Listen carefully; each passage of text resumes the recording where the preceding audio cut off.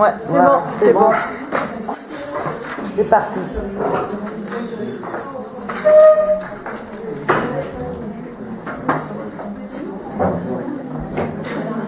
On commence? On commence maintenant? Alors, on va commencer, vous me dites quand. Donc, vous pouvez poser des questions. C'est un cours libre. Même des questions agressives, c'est très bien, n'ayez pas peur. On est là pour essayer de réfléchir ensemble. Donc, on a proposé le sujet Torah et science. C'est très large comme sujet. Et donc, on va essayer de réfléchir beaucoup sur, non seulement ces choses classiques, science, que ça contredit la Torah contredit la science, etc. Mais plus profondément que ça, est-ce que cette question-là, est-ce que c'est pas une question qui renvoie à des idéologies, à des passages qui nous bloquent? On va essayer de réfléchir, d'aller au fond des choses. Alors, tout d'abord, le Maharal de Prague, qui est bien avant, vous savez que la science a énormément évolué fin du XVIIIe siècle, XIXe siècle et XXe. Depuis à peu près 150 ans, la science a explosé, a fait un saut énorme dans tous les domaines. Mais le Maharal de Prague, qui vivait au XVIe siècle, déjà s'est posé cette question. Donc il n'y avait pas les problématiques d'aujourd'hui, mais il s'est posé cette question, science et Torah. Et lui, déjà d'emblée, le Maharal dit, ça n'a aucun rapport. Pourquoi? Ça n'a aucun rapport. Pourquoi? Et lui, il dit que même les choses scientifiques qu'il a écrites dans le Talmud ne sont pas du tout des analyses scientifiques. Parce qu'il pose des choses d'emblée, il dit la science est là pour découvrir le réel, révéler ce que c'est le réel. Et la Torah n'est pas là pour découvrir le réel, la Torah est là pour donner le sens, le pourquoi, la raison d'être du réel. Donc c'est deux domaines d'application différents qui à première vue ne se rencontrent jamais. On va voir que des fois elles se rencontrent et on va en parler. Par exemple l'âge de l'univers, par exemple toutes sortes de questions qu'il faut aussi se poser, qu'il ne faut pas avoir peur de se poser. Mais d'emblée, lui, ce que dit le Maharal, c'est pas qu'il se moque de la science, mais il fait presque de l'ironie, en disant il dit que la science n'est pas une chokhma. Chokhma, en hébreu, ça veut dire une sagesse, une intelligence élective, quelque chose de haut. Pourquoi? Parce qu'il dit que la science, c'est comme un enfant qui découvre une boîte, qui ouvre une boîte, et qui voit combien de boules il y a dans une boîte. Et bien, un prix Nobel de physique, pour le Maharal de Prague, même s'il a fait des efforts extraordinaires, et on doit le respecter pour ça, etc., mais on dit quand il découvre une nouvelle molécule, quand il découvre une nouvelle particule, plutôt, il a découvert ce qui existait déjà. Donc, il a le mérite de découvrir ce qui existait déjà. Donc, c'est un inventeur au sens où il trouve quelque chose, il ouvre une boîte fermée et il découvre ce qu'il y a. Mais ça, dit le Maharal de Prague, c'est pas une preuve de sagesse. Parce que la sagesse, c'est pas de découvrir ce qu'il y a. Parce que avant et après que j'ai découvert ce qu'il y a, ça n'a pas modifié ma vie. La grandeur d'une chokhma, d'une sagesse, n'est pas de découvrir ce qu'il y a.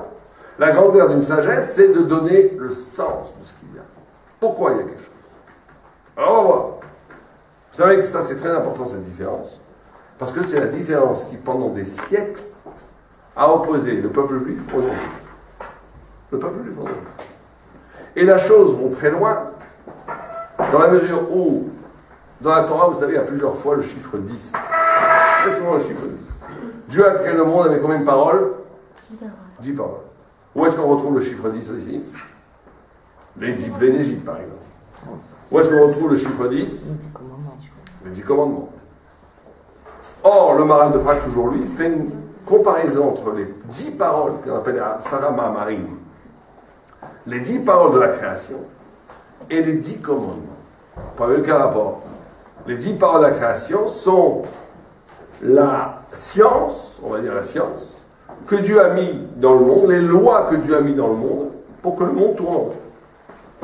Donc en vérité, dans la science, ici, dans la science elle-même, il y a quelque chose de divin, dans la mesure où les lois qui régissent l'univers, sont des lois qui ont été instaurées par Dieu. La loi de la pesanteur, la loi de la matière, la loi de la chimie, la loi de la physique, les mathématiques. Tout ça est aussi une création. Les lois qui régissent l'univers, comment l'univers fonctionne dans tous ces domaines, c'est une création divine. Une création divine. Les lois qui sont données au Sinaï, au peuple juif, là exclusivement au peuple juif, c'est aussi une création divine. Et il dit, le Maharal, que toute la science non juive va s'inspirer, si c'est une vraie science, des 10 paroles de la création. Et toute la science thoraïque va s'inspirer des 10 paroles qui sont données au mont Sinaï. Et donc on a ici deux sources divines parallèles. L'une qui est à l'origine de l'univers et l'autre qui est à l'origine de la Torah. Alors on va dire, quelle est la différence entre les 10 Mahamarim et la Sarah d'Ivrot? Vous remarquerez déjà que ce n'est pas le même vocable, ce n'est pas le même nom qui est utilisé pour les 10 paroles de la création que pour les 10 paroles sur le mont Sinaï. Là on dit la Sarah Mahamarim, l'autre on dit la Sarah d'Ivrot. Si je vous demande quel est le concept le plus présent dans les 10 paroles de la création. Quand Dieu dit qu'il crée la lumière, il sépare l'eau et la terre, le ciel, la terre, il crée le monde. Qu'est-ce qui régit toutes ces paroles? C'est quelle chose régit ces paroles? Quel concept clé? Quelqu'un a une idée? Quel concept clé fait tourner, on va dire, qui est à l'origine de la parole de la création du monde? Quelqu'un a une idée? Comment? Les opposés, les contraires. Les opposés, oui. La lumière, mais après non, quand il crée les animaux, il crée toutes sortes de choses, il crée l'univers. Quel est le concept clé qui est prégnant, qui est là dans la création du monde? Dit le Maharal de Prague, c'est celui de la nécessité. Quand Dieu il dit que la loi de la pesanteur, c'est fini, plus personne, Dieu, hop, ça existe, ça existera toujours, c'est vérifiable tout le temps. Les lois physiques, les lois chimiques, les lois mathématiques sont nécessaires. Elles sont toujours là. Elles sont là tout le temps. Si je vous demande sur le mont Sinaï, quel est le principe qui anime les 10 paroles du mont Sinaï, ça sera quoi? Quand il dit tu ne tueras point, tu ne voleras point, tu ne convoiteras point. Ça ne sera plus la nécessité, parce que ce n'est pas nécessairement que je ne suis pas un voleur. Ça va être la liberté. Et donc on a ici deux figures, deux façons, deux cultures de l'intelligence. Une intelligence non juive, goy, qui va toujours s'articuler autour de ce qui est nécessaire et pas nécessaire. Et une culture juive qui va dire qu'est-ce qu'on fait de cette nécessité? Quelle liberté on a par rapport à cette nécessité? Quelle liberté on a par rapport à cette nécessité? Alors que ça va avoir des incidences énormes. Ça va avoir des grandes conséquences. C'est deux façons, la façon non juive et juive de concevoir l'intelligence elle-même. C'est que dans le système de la science, là on est à la base des choses, après on va rentrer un peu dans les détails. Dans le système de la science, vous remarquerez que l'intelligence, ça veut dire la compréhension des choses, elle vient toujours après le phénomène, après la matière. C'est-à-dire que d'abord existe la chose, existe la matière, je vais essayer de la comprendre. Existe le soleil, je vais essayer de comprendre comment ça marche. Existe les animaux, je vais essayer de comprendre comment ils marchent, etc., etc. Donc on voit qu'on a une intelligence, des concepts, des idées qui sont générés par quoi? Par ce qu'il y a. Donc la pensée est esclave de l'être. Elle est passive, elle ne fait que des... Bien sûr qu'il faut un inventeur, il doit innover, il doit essayer de réfléchir, il doit essayer d'être créatif, bien sûr. Mais de façon générale, sa façon de comprendre le monde va être passif, en vérité. Parce que il va être là pour simplement essayer de décrire ce qui existe. Donc toute son intelligence va dépendre de ce qui existe. De ce qui existe. Et donc on a une pensée qui est un dérivé de la matière. Le juif avec la Torah, comme il ne va pas, sa pensée ne va pas démarrer à partir du réel, comme la science. Elle ne va pas démarrer à partir du réel. Qu'est-ce qu'elle va démarrer? À partir de la Torah. Or la Torah, d'après la logique de la Torah, elle a été créée avant le monde. Donc il va essayer de toucher le pourquoi Dieu a créé ce système de la nécessité, du pourquoi Dieu a créé le monde. Donc on va avoir une parole, une intelligence qui ne vient pas de la matière, qui ne vient pas du réel, mais qui vient en amont, plus profond, avant même le réel. Et donc la pensée, la forme de la pensée juive, si elle est authentique, et la forme de la pensée scientifique, ou de façon générale même la pensée philosophique, de la pensée non juive, va être radicalement différente. Ça ne va pas être les mêmes. Ça ne va pas être les mêmes du tout. Parce que l'un, c'est une forme de pensée qui s'appuie sur le réel, qui essaie de décrire le réel, et donc c'est un dérivé de la matière. Et l'autre va essayer de rentrer en connexion avec la fulgurance de la parole qui a créé le monde. Étudier la Torah véritablement, c'est pas de décrire ce que le texte dit, parce que ça on referait le même système de pensée que la science qui a un texte, un matière-texte qui dirait j'essaie de décrypter ce qui est dit. Non. La vraie étude, c'est que quand tu étudies, tu essaies de rentrer en relation avec la parole vivante, le souffle divin qu'il y a dans le texte. Et ça, c'est une autre forme d'intelligence. C'est l'intelligence juive, la vraie intelligence juive. Et donc on a deux systèmes cognitifs, on appelle ça, deux systèmes de connaissances, qui en vérité n'ont aucun rapport l'un avec l'autre. Alors, en vérité, cette chose-là va très loin. Pourquoi? Parce qu'on a parlé matière, intelligence, esprit, bon, tout ça très bien.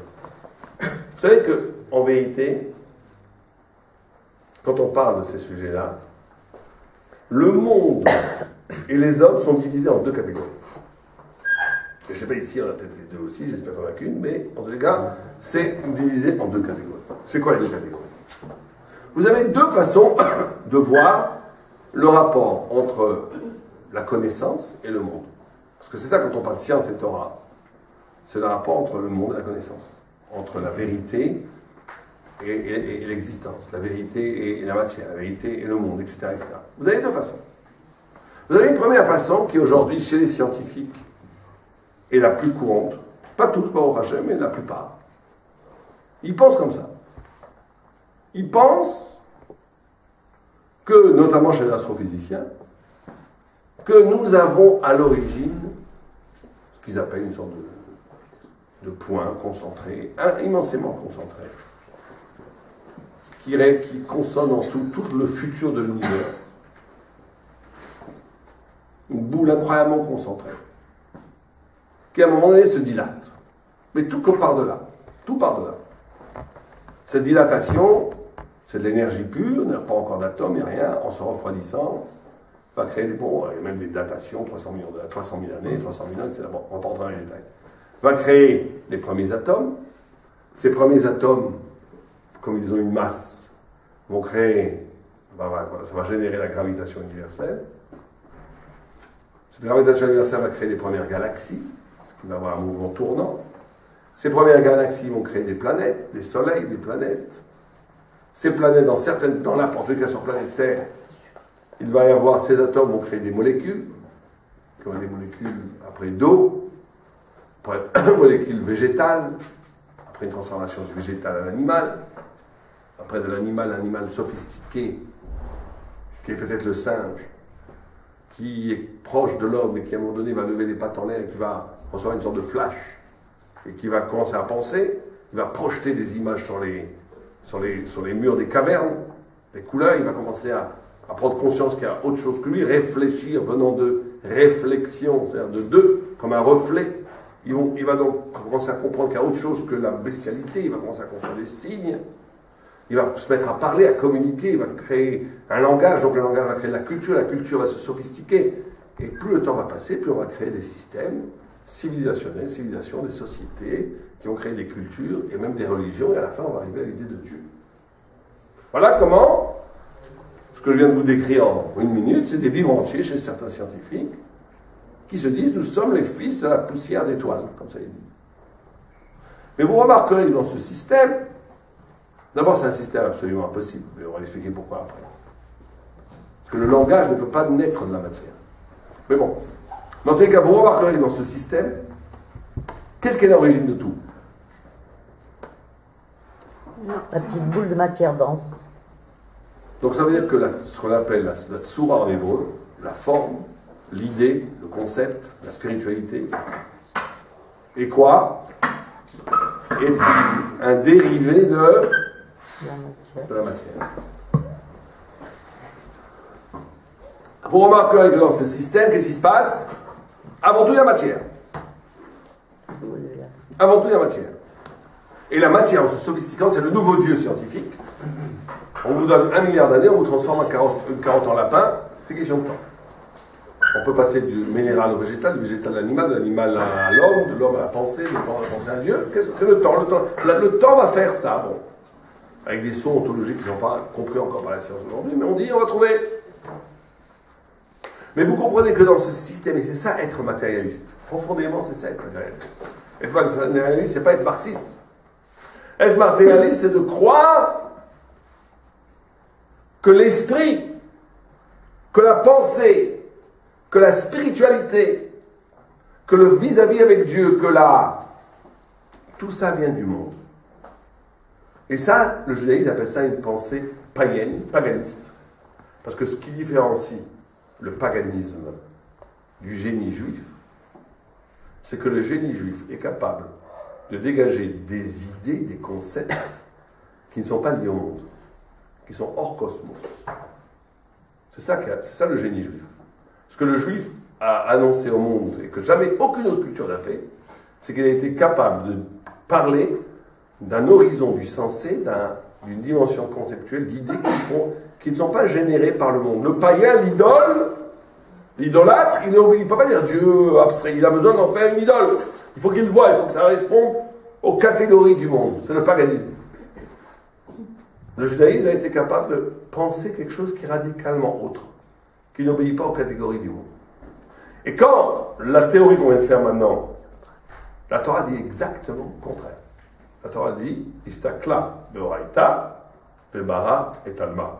Dieu a créé la Torah avant le monde. Il a créé la Torah à partir du monde à partir de la Torah. Et donc, dans cette perspective, vous comprenez que c'est... Et en réalité, toutes les discussions, si vous remarquez, toutes les discussions qu'on a avec les gens, entre Torah ou pas Torah, elles se résument, quand on va en amont, quand on va à la racine, à cette discussion-là. Une fois, je discutais avec quelqu'un qui était peintre. Très sympa, pas de problème, bon peintre.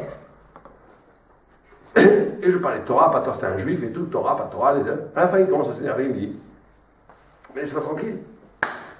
Toi, tu t'éclates à être rabbin. Comme ça, c'est pas moi, je ne m'exprime pas comme ça, mais lui, il s'exprime comme ça. Il me dit, toi, tu t'éclates à être rabbin. Moi, je m'éclate à être peintre, chacun s'éclate comme il veut, si je fais la paix. Sur le moment, j'ai dit, qu'est-ce qui s'est passé? Comment je peux répondre? Comment on peut répondre à une question comme ça? Une réponse pareille. Quelqu'un qui vous dit, mais chacun fait ce qu'il veut. Toi, tu vas être rabbin. Tu vas être juif, tu vas faire la mitzvah, tu vas faire la Torah. Parce que ça t'éclate. Moi, je m'éclate en étant skieur professionnel. Chacun fait ce qu'il veut. Est-ce que c'est un bon argument ou pas? Parce que vous êtes avec moi ce soir, j'ai l'impression. Est-ce que c'est un bon argument ou pas? Qu'est-ce que vous dites? On a dit au début qu'on était là. On recherche la vérité. Comment? On recherche la vérité, on recherche... lui dit ma vérité, c'est de l'art. Toi, la vérité, c'est la Torah. Chacun sa vérité. Pourquoi pas? Est-ce que c'est recevable un tel argument? Oui. A priori, oui. Chacun fait ce qu'il veut, chacun s'éclate où il veut, chacun trouve ça son bonheur, son équilibre, et ça, là où il veut. Est-ce que c'est recevable? Oui. Tout le monde est d'accord, oui? Oui. Non. Oui ou non? Il y a peut-être bien que non, peut-être les deux. Non. Qu'est-ce que vous dites, monsieur là-bas? Non, je vous parle là. Qu'est-ce que vous en pensez? Oui, si le but est de s'éclater dans la vie. Mais... Si ce type-là, il vit bien sa vie. Alors pour vous, pour vivre bien, ça suffit. Quelqu'un qui veut tuer les enfants, je le vis bien, ça suffit. Non, s'il est équilibré, c'est ça la question. Équilibré, tout dépend. C'est relatif. Ça dépend des sens de la vie. Bon, j'entends ce que vous dites. Alors écoutez, essayons de réfléchir ensemble. On a expliqué ici. Bon, bah alors non. Non, oui, mais sûr que c'est non. Mais pourquoi c'est non? Non, mais ça va dépendre en réalité. Ceux qui ont dit oui et non, ils ont raison quelque part, d'un point de vue logique. Ça va dépendre de ce qu'on vient de dire il y a 5 minutes. Ça va dépendre de ce qu'on vient de dire il y a 5 minutes. Ça dépend du point de départ. Oh, si le monde est matière, comme les scientifiques, certains scientifiques le pensent. Si le monde est fondamentalement matière, c'est avant tout il y a de la matière, et la matière a une histoire, et l'histoire a créé la pensée, ce qu'on est aujourd'hui. Bon. Alors quelqu'un peut vous dire, moi je suis obligé de rien du tout. Parce que la matière a une histoire qui a créé. Toi, tu es une molécule qui a commencé ici et qui a fini là, qui a fini rabbin. Moi, je suis une molécule qui a commencé là, il y a 13 milliards d'années, qui a fini peintre. Et l'autre, c'est une molécule qui a fini Hitler, et l'autre, c'est une molécule qui a fini Moïse, et l'autre, c'est une molécule qui a fini... Chacun est la construction de la matière. Donc chacun, c'est là comme il veut, effectivement. Si on est dans un monde où Dieu n'a pas créé le monde... Mais c'est pas en fonction de Adam Crochu. D'emblée, dès qu'on est juif, on est mis soumis complètement à la Torah, et ça nous concerne, c'est tout. On n'a pas oui, non, mais ça on n'a c'est... pas à dire, moi ça me concerne, j'aime bien, ça me passionne, tout ça et tout, c'est pas... Oui, non, mais ça, ce que vous dites, c'est... Parce que vous anticipez déjà que Dieu a créé le monde. Si Dieu a créé le monde... Quel rapport avec Ça va dire, alors, je vais vous dire le rapport. C'est que si Dieu n'a pas créé le monde, je préserve, s'il n'a pas créé le monde, alors quelqu'un peut vous dire, mais vous, je suis né juif, mais j'ai le droit de faire autre chose. De la même façon qu'un lapin est devenu une carotte est devenue un Il y lapin. en a qui Non, il n'a pas se prononcer comme ça, à dire, oh, je dois faire Pourquoi pas? Si Dieu n'a pas créé le monde, il y en aura. Pourquoi pas? Pourquoi est-ce que quelqu'un serait figé dans une identité parce qu'il est né comme ça? Pourquoi? C'est pas historique. Moi, je suis né français, quelqu'un est né en Tunisie, en Pologne, il est en France, il y a une nouvelle vie. C'était historique pour lui. Exactement, donc il peut changer. En d'autres termes, encore une fois, on essaie d'analyser les choses jusqu'au bout. Si le premier schéma, il est vrai, ça veut dire que Dieu n'a pas créé le monde, que Dieu est une figure de l'esprit de l'homme, et que tout est matière à l'origine, et que la matière, en se sophistiquant, a créé toutes sortes de figures spirituelles et intellectuelles, dont l'idée de Dieu. Rahman al-Islam de une telle pensée. Dans ce cas-là, effectivement, chacun est libre de faire ce qu'il veut. Mais si Dieu a créé le monde, il ne l'a pas créé pour rien. Il n'a pas créé un monde pour rien. Il a créé avec un sens. Et il a créé chacun de nous en attendant qu'on fasse quelque chose. Donc le peintre, il peut dire, fiche-moi la paix, moi je m'éclate, je suis pas. Non, non, non! Dieu t'a créé, il t'a pas créé pour que tu sois peintre, il t'a créé pour que tu sois, il t'a créé juif, donc tu as un sens. Tu peux être peintre, bien sûr. Mais il t'a créé aussi comme juif, ça veut dire avec un sens à donner dans ta vie juive. Donc les deux possibilités logiques qu'on a, c'est de dire, moi je ne crois pas en Dieu, le monde, il est purement matériel et chacun fait ce qu'il veut. Ou bien Dieu a créé le monde, on sache obligé de faire attendre. Avoir une position intermédiaire, dire, Dieu il a créé le monde, je sais, je crois en mon Dieu, je crois en mon Dieu, il a créé le monde. Mais je fais ce que je veux. Ça, c'est impossible, c'est une malhonnêteté intellectuelle et spirituelle. Mais pourtant, Dieu il a donné le libre arbitre. Bien sûr. Mais le libre arbitre, ça ne veut pas dire que tu as le droit de tuer. Tu as le droit la liberté de faire ça. Bien sûr. De penser. Bien entendu. Mais le libre arbitre, vous avez raison, mais ça c'est une erreur que souvent les gens font. Le libre arbitre, c'est pas que c'est bien de choisir le mal. C'est que j'ai la possibilité de choisir entre le bien et le mal. Mais ça ne veut pas dire que c'est bien de choisir le mal. Donc là, on est en train de raisonner qu'est-ce qui est bien et pas bien. Parce qu'on peut faire. Je peux, moi, me lever, prendre une hache et tuer quelqu'un. J'ai le libre arbitre. Est-ce que c'est bien de le faire? Bon, ben voilà. Alors, le problème maintenant, on n'est pas dans le pouvoir faire, on est dans ce que c'est bien de le faire. Donc on dit, quelqu'un qui dit que Dieu a créé le monde, mais c'est bien de le faire que je veux, là il a la liberté de dire ça, il peut le dire ça. Mais c'est pas bien de le faire. C'est pas bien de le faire. Pourquoi? Parce qu'il se contredit lui-même. En quoi ça m'engage en fait? Parce que vous avez été créé. La création, elle ne m'engage pas. Si, parce que la création, c'est vous faites partie de cette création. Dieu vous a créé pour quelque chose. Donc vous trahissez votre être. Non, il y a une création, ok, on admet disons qu'il y a une création.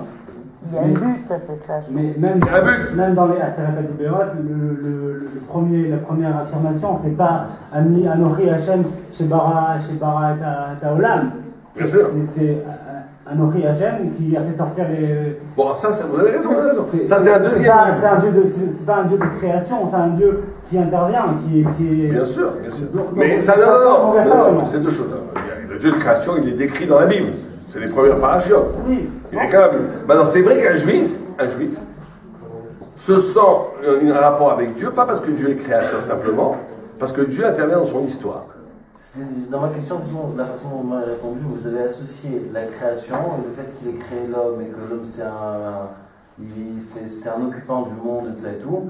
Vous l'avez associé à ma réponse. Je n'ai pas compris pourquoi. Alors je vous le redis. Parce que si Dieu a créé le monde, c'est qu'il a créé pour quelque chose. Il a créé pour quelque chose. On ne crée pas Stam. Je ne crée pas Stam.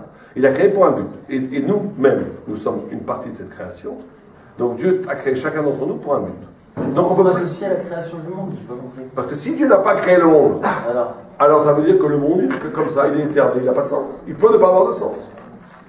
Si quelqu'un ne croit pas que Dieu a créé le monde, et que le monde est là éternellement dans le passé, chacun donne le sens à la vie qu'il veut. Ah bah si.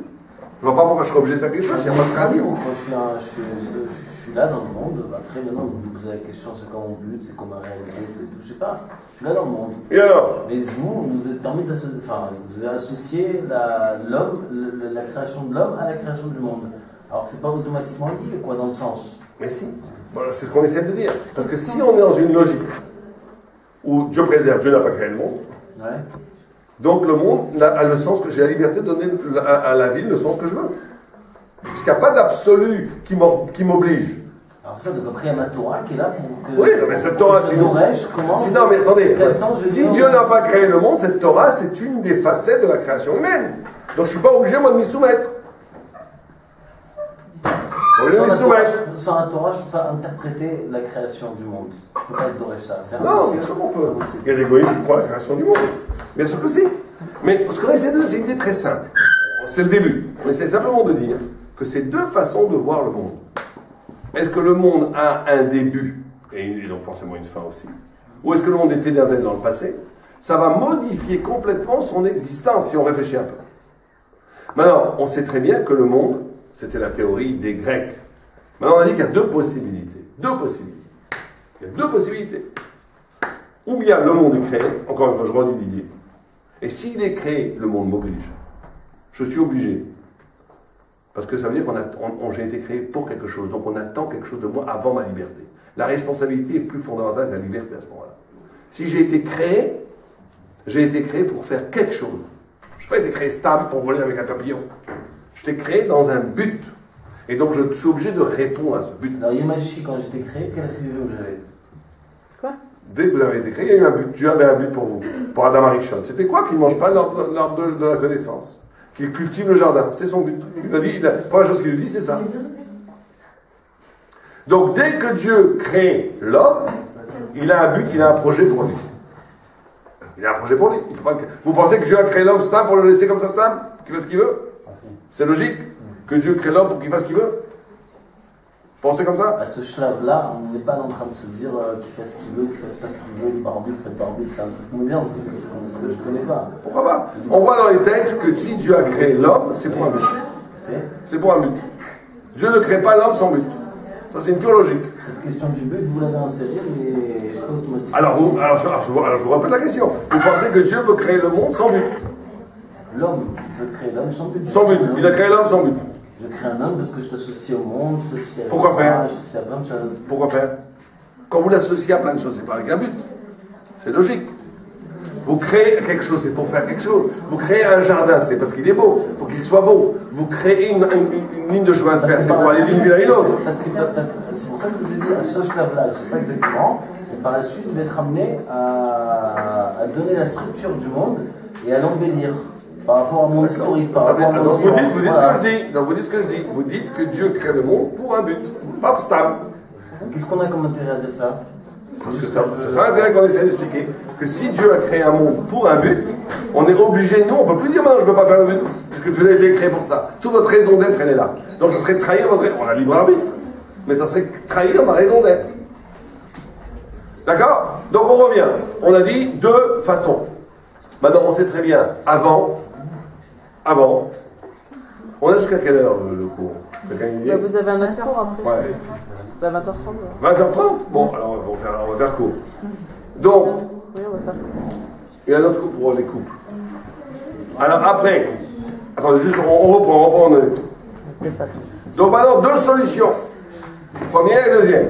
Maintenant, on sait très bien que la première, elle est pratiquement impossible aujourd'hui. C'est-à-dire qu'au 19e siècle, au 18e siècle, chez les Grecs, on pouvait penser que le monde était éternel dans le passé. Aujourd'hui, la science elle-même, et c'est une ironie extraordinaire de la science, parce que la science s'est développée au 19e siècle notamment. Vous savez que la science au 18e et au 19e siècle, elle s'est développée avec une idée très très forte de ne pas accepter des idées reçues, la tradition, parce que ça bloquait l'esprit. Il fallait avoir un esprit critique.